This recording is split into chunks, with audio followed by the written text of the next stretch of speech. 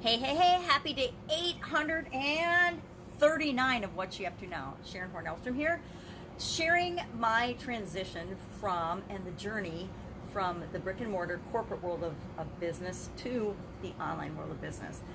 A couple of years ago, as part of my divorce, I had the opportunity, had the chance to get rid of all my businesses, get rid of all my assets, and do something else. And I decided that I'd been interested in the online world for a really long time, so why not explore that? I'm old enough that I wasn't going back to school for anything, didn't really want to go get a job again, since I hadn't worked for anybody else since 2003, 2004. So I thought, well, what do I want to do next? So I heard all these cool things about the online world and the internet, began exploring that, began studying and learning about it, and hopped online.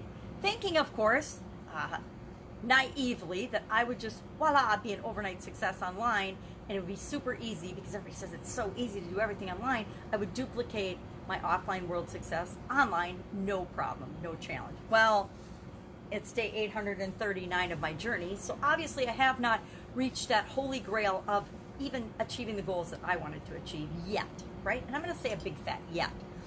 And I had a big wake-up call this morning and a reminder of why some of that is. And I could make excuses and I could blame things, but the truth is the reason is 100% and entirely within this, well, I don't know how many inches this would be, but within this spread. And I woke up this morning because I'm dealing with a couple of things, tying up some loose ends from really old issues. And it was keeping me, it was actually, I fell asleep awesome last night. It didn't keep me awake at night because I fell asleep. But this morning I woke up and I wanted to sleep in a little bit because it's Saturday morning. And I thought, well, I can sleep in a little. And I couldn't get back to sleep because I was rolling through all these things in my mind.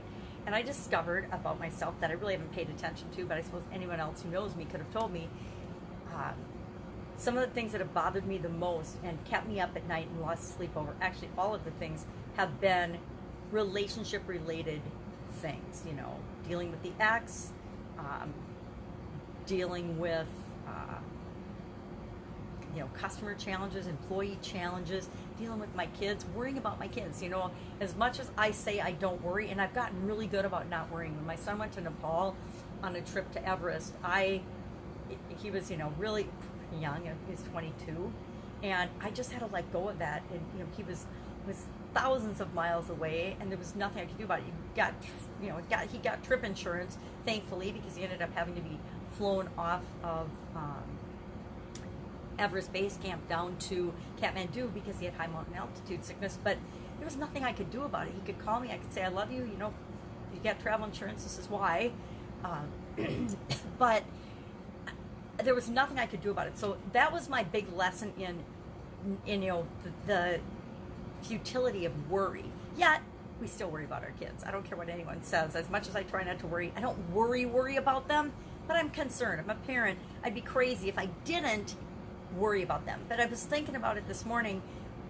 The biggest challenges I personally have created for myself have been around relationships and how I handle those relationships. So curious today, what do you lose the most sleep over? What keeps you up at night? I'd like to say it was money and financial things, and I've definitely been up at night because of those things throughout my career and throughout my life and throughout different business ups and downs and challenges, but nothing has caused me to fret and worry and lose sleep and stress more than relationship challenges.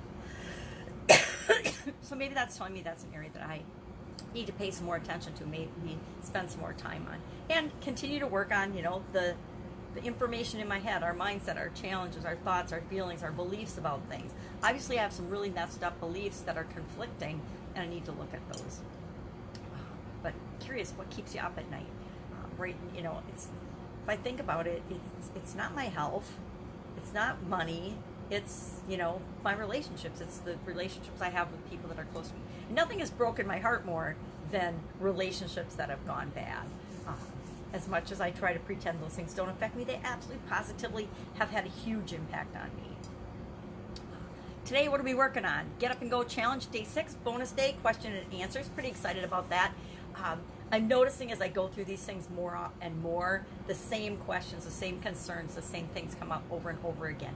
Now, the thing about them being the same, they're the same, but they're different, right? If it's my question and my challenge and my situation, it feels different to me than if it's George's situation, or right? Because each and every one of us, we are facing our own experience.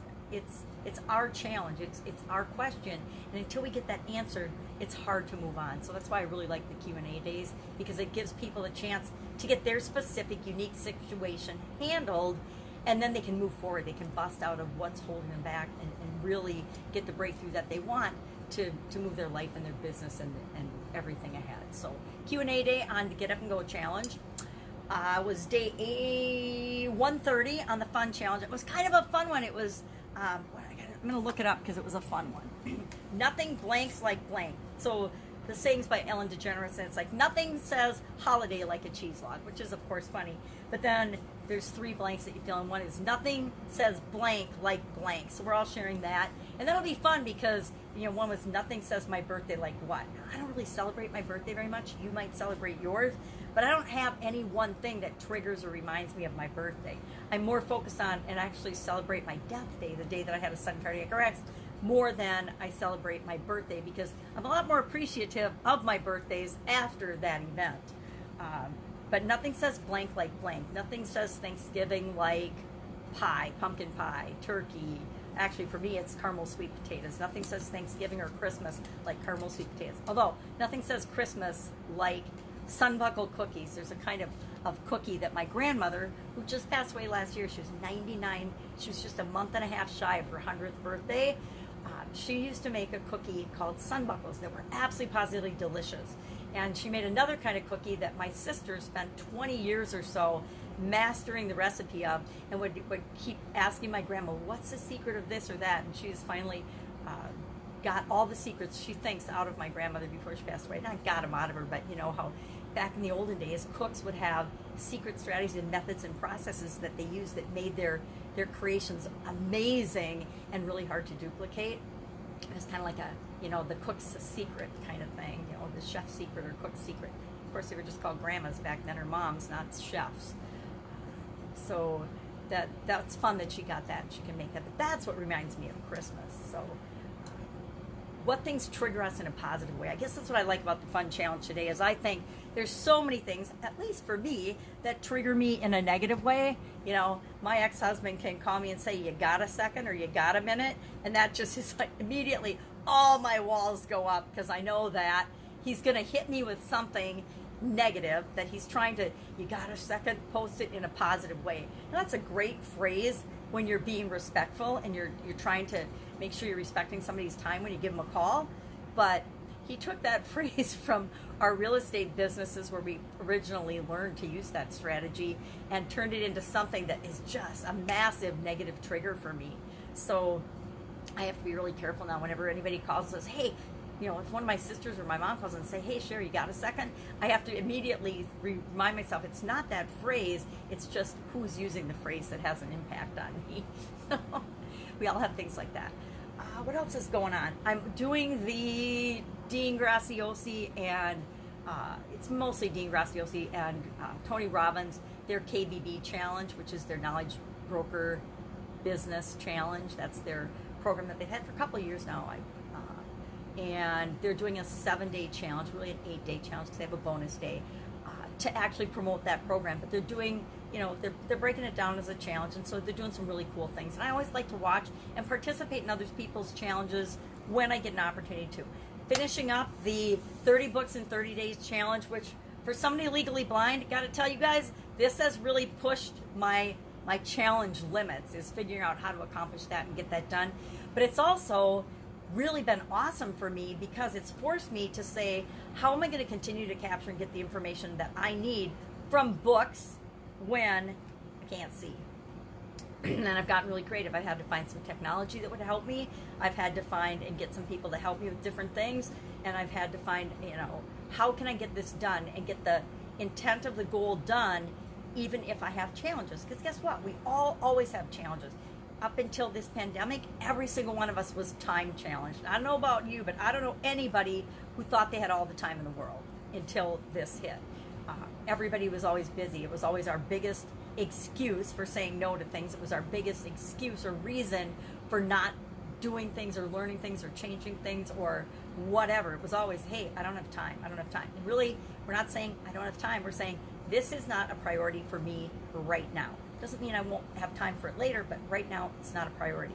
I mean, all of us have, and part of why I did the 30 books in 30 day challenge is because I have hundreds of books that I've never opened or never looked at or never read on my bookshelf, and I have probably thousands of books in my Kindle that I've never read and never opened, thousands of them. And so it was an opportunity for me to actually, number one, figure out some of the technological and personal challenges that I have, and number two, to get a bunch of information in a focused area and to learn how to do that in a way that makes sense and in a really short period of time.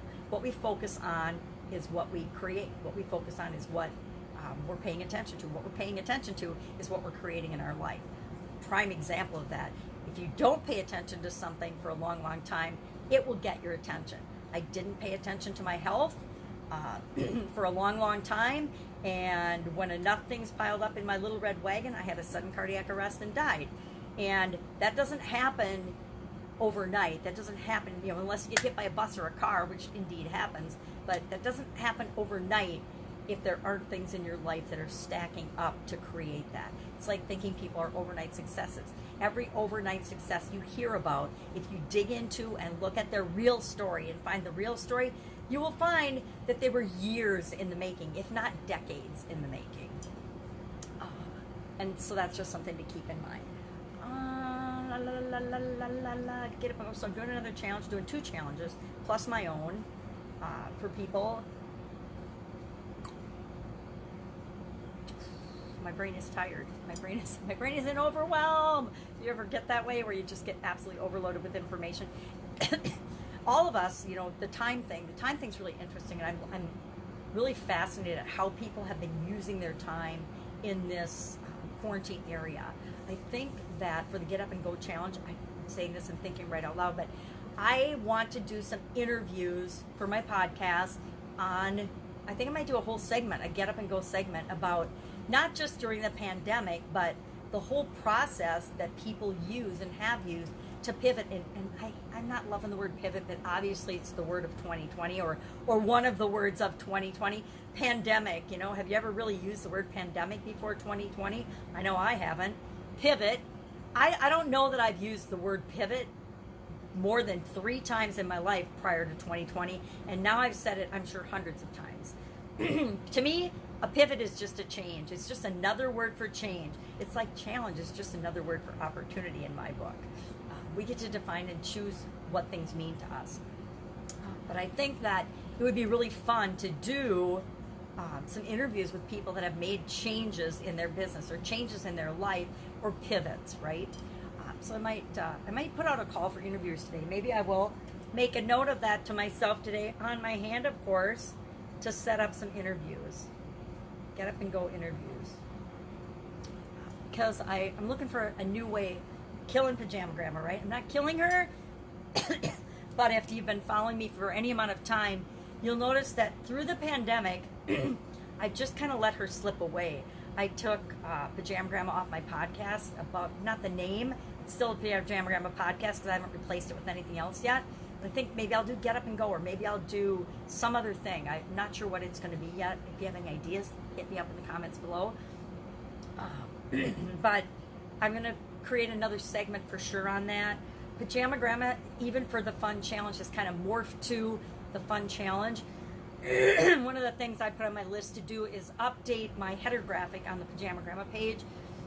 And maybe what I need to do is actually just start a 365-day fun challenge page. But I didn't really want to do that because I've always been doing it on Pajama Grandma. I did, this is the 3rd year in a row I've done a challenge on that page. So I've got, lots of content. Not that it matters, but I did the year of do one thing every day that scares you. Then I did the next year, I did do one thing every day that makes you happy. Then this year we're doing one fun thing a day that is fun, right?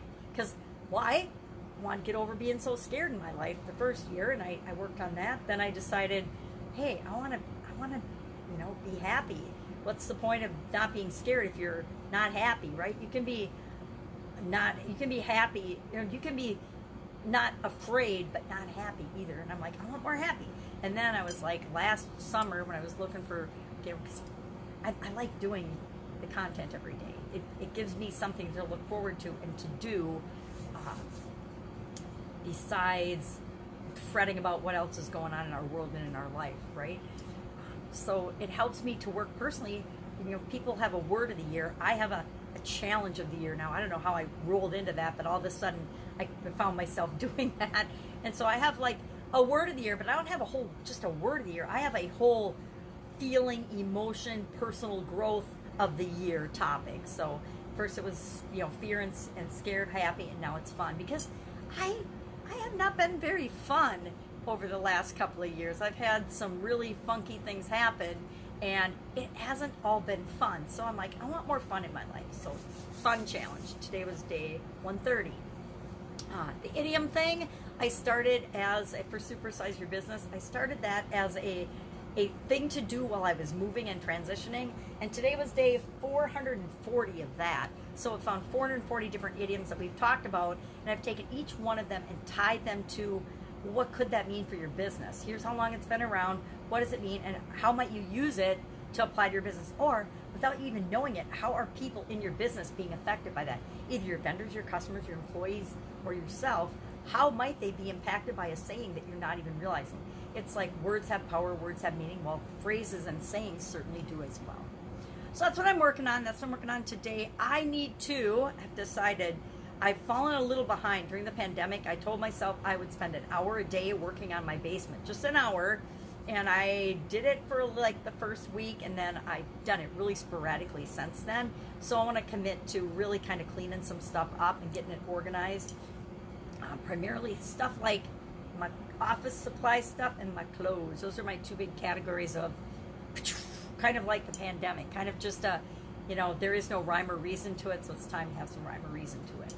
That's it. Have an awesome day. If I can help you in any way, please ask in the comments below. If you're struggling with anything, if you've got a question, with offline business, online business, how to tweak your business during the pandemic, anything to do technologically online. I actually became a certified partner for ClickFunnels, so I'm pretty good about funnels and sales and marketing and strategy and value ladders and all that technobabble stuff that you may have no idea what I'm talking about.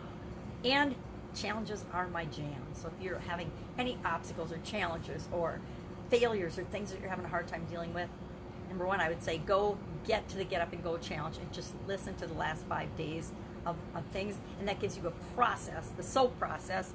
Started calling it the SOAP process. It seemed so appropriate during the pandemic that if you use it and internalize it, you will not have any trouble listening to my alarms, dealing with challenges or obstacles or failures or situations that come up in your life ever again, because you'll know with 100% confidence that you have the foundational process of always seeing those through, always getting through those. All right, have an amazing day, and I will, of course, be with you tomorrow.